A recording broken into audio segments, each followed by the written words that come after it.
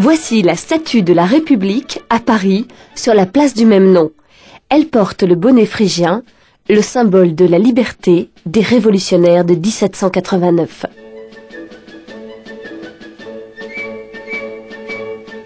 Trois statues de femmes représentent la devise « Liberté, égalité, fraternité ».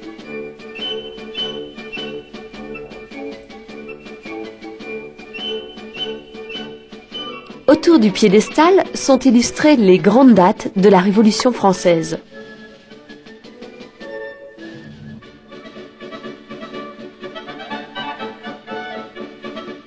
C'est sur la place de la Bastille que s'élevait la prison, symbole du pouvoir absolu de la royauté.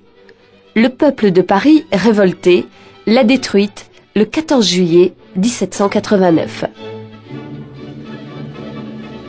Aujourd'hui, la colonne de Juillet rappelle les trois journées, les trois glorieuses, qui marquent la fin du règne de Louis XVIII.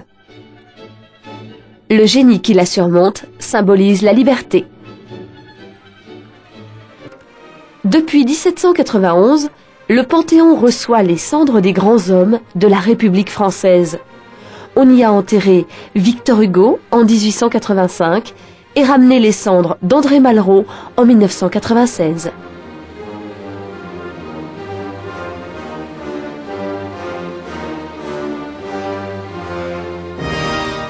Et voici le palais de l'Élysée, un superbe hôtel particulier du XVIIIe siècle. Depuis 1873, c'est la résidence des présidents de la République.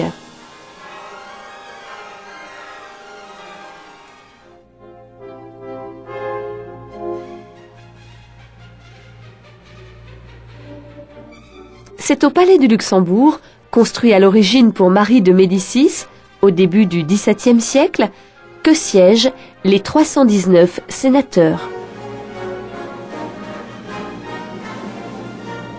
Enfin, voici l'Assemblée nationale, où 577 députés élaborent les lois. Nous entrons dans l'hémicycle, où le président ouvre la séance. Bien, mes chers collègues, le rapport de la Commission des lois constitutionnelles porte sur les 5 propositions de loi de messieurs Michel, Ayrault, Bocquet... Les députés vont discuter les propositions de loi. Et dehors flottent les drapeaux tricolores, symbole de la République.